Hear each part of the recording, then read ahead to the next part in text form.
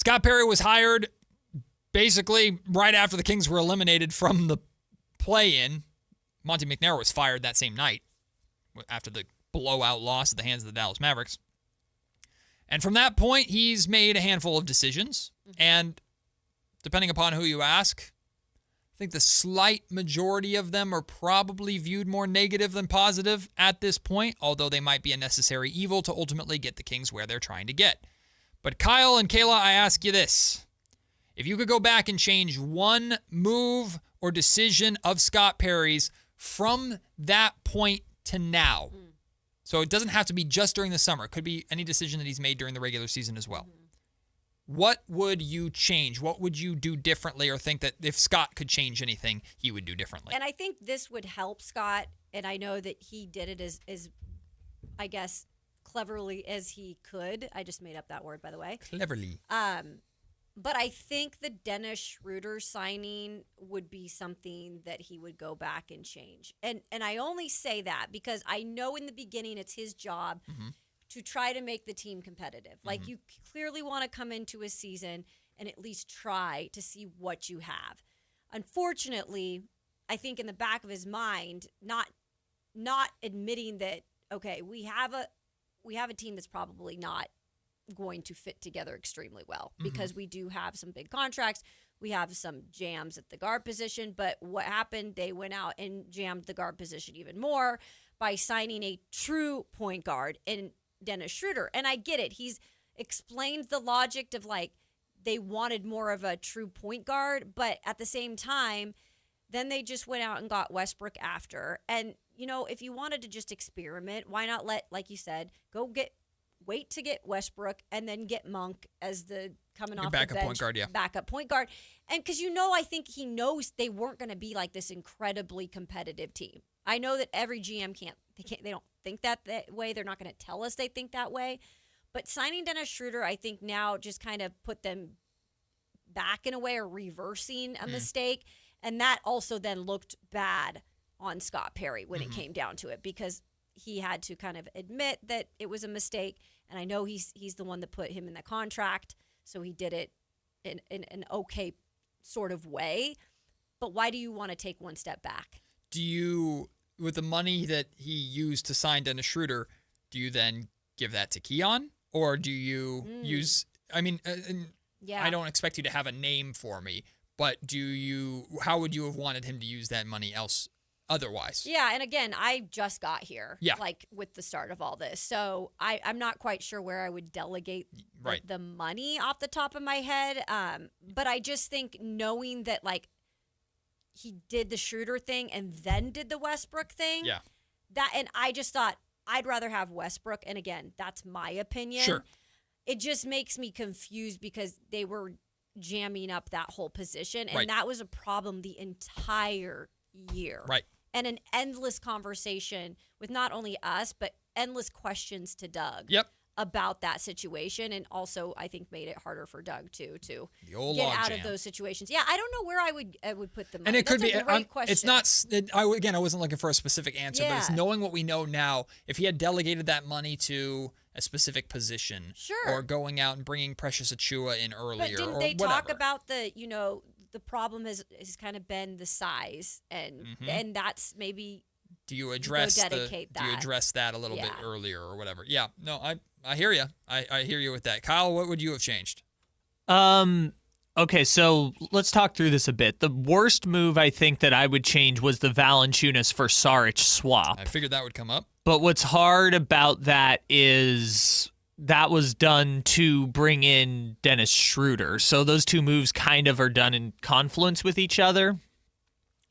Let's say, because the other part that's weird about that is, did they know that Valanciunas wanted to go play in, I think it was Greece, that he wanted to leave to go play at? So he was interested in leaving and going back internationally, yes, and obviously the Nuggets convinced him to stick around. Well, the Nuggets said, we're enforcing your contract, so you have to come back. And I can't imagine Perry didn't know that to some extent.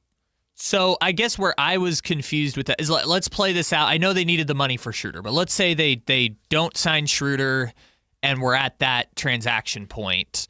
I know they had tried to do a Monk for Schroeder swap as well, and maybe that would have alleviated some of the guard logjam. Yes, but they did try and include Monk to Detroit as part of the sign-and trade. yes. But if we're just simplifying it, like, let's just focus on that transaction by itself. If Valanciunas wanted to go, I think they might have just been better off letting him go on his contract, because ultimately they got Dario Saric, which they turned into nothing. In fact, they had to attach a pick to move off of him when they made the DeAndre Hunter trade. So I think they would have just been better off letting Valanciunas walk and say, hey, you're giving up the $10 million? Fine, we'll take that $10 million back as cap space. We could either use it to sign Dennis Schroeder, use it to extend Keon Ellis, use it to give Russell Westbrook more than a vet minimum contract, whatever they wanted to do with it. I think it just would have been more prudent to just, like, if Valanciunas wants out of it, if you wait a week to find out Valanciunas publicly wants out of his contract, then you can just let him out of the contract and you get your $10 million back. Someone from the YouTube comment section, these names are so long. I always just say the first. Man Fastlane. Yeah, I say the first Hi, name. Man Fastlane. Thanks for commenting. He says signing Dennis, trading JV, but the last one he said, and not moving Zach. But that's not really an option because he couldn't. Kinda, but Zach was trying to negotiate his way to Atlanta. Oh. And so maybe we don't know.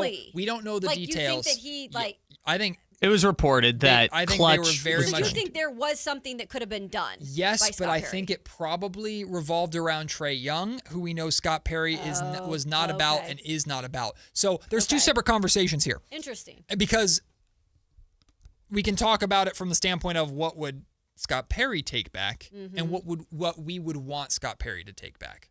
And I bring that up because I don't think Scott Perry regrets not trading for Trae Young. But some of us in Sacramento might go, well, this season would have been maybe a whole lot more stomachable. That's not a word either. Stomachable. We're just making up our own words. If he had gone out and gotten Trae Young. Yeah. My curveball that I want to throw into it, and again, I do not think Scott Perry would reverse this. If Scott had folded, if Scott had taken the protections off that first-round pick along with Malik Monk for Jonathan Kuminga. Again, I think he would regret doing it knowing where he is now and knowing how valuable the first-round pick is. I'm just throwing out the question because I have this internal battle within me. If he had made that trade and Jonathan Kuminga was here the entire year, I don't think the Sacramento Kings are much better or better at all. And I would argue if they were better, it would have been worse or would have been bad. But you get Kuminga here. You get a full season of Kuminga in the building next to Keegan Murray. I don't think you trade for DeAndre Hunter if that's the case because you got Kuminga here. I'm just curious, would it have been worth it for Perry to just say, fine, take the first-round pick, take Malik Monk. We no longer have the log jam at the point guard position. Maybe there's more opportunity for Keon Ellis. Now you have Kuminga in the building. You put him next to Keegan Murray. Doesn't change any of the injury stuff. Like, does that make this season any more compelling? No. I don't know. I don't know. But then you're giving up the first-round pick. Yeah, well, it would depend on what year it was. And I Right. don't think it was ever going to be this year's pick. Yeah. But if it's next year's pick, then that's a problem. Right, but I think I'm more compelled by that team right now because we're in this hell. I get what you're saying, and I think I'm in the mindset, Matt, that I'm already like moving. I've already moved way past that, Sure. and I'm like I have embraced the tank, and I'm just excited for the So, but I get what you're saying. Like, what could it have looked a little different? Could it have given some life or structure to this team? Yeah. If we weren't having the logjam conversation at the guard spot. I get what you're saying with that. It would have solved some problems, and I think Keon might still be here. Maybe. Genuinely, yeah. I think Keon might still be here he could because be. Malik's out of here and Keon's playing every day, and Yeah. maybe there's a negotiation being negotiated from that, which would be happening right now. By the way, from Drew down in the comment section, love Drew, says, and have Kuminga steal all the food in the lunchroom? Good luck with that. Good point. Well, they would have been losing money based on. Good point. There's not enough cookies. Our cookie budget is already low enough. If the Kuminga family started coming in snatching cookies, That'd not be good. Well, we don't know if it was his family. I don't want to slander anybody here. Whoever is involved in that Kaminga bodyguard. camp, listen, you can steal all the Warriors food you want. They have soft serve ice cream, by the way. Oh, do they? Yes, it's great. Who has the best media food in the NBA, by the way? Because we do this in the NFL all the time. There have been people who say Sacramento's Oh, are you cookies are number serious? one. No, well, no. In desserts, Okay. cookies are up there. Okay. Steph Curry really highly ranks the Sacramento popcorn, by the way. Curry has his popcorn well, it rankings. is good. I've had it. Sacramento's media food is nowhere near the top. Okay. But it's free food and it's good for us. Yeah.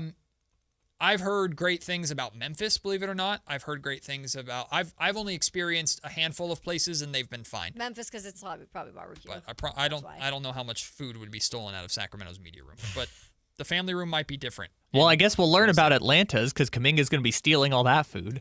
Well, not him. He's not doing it.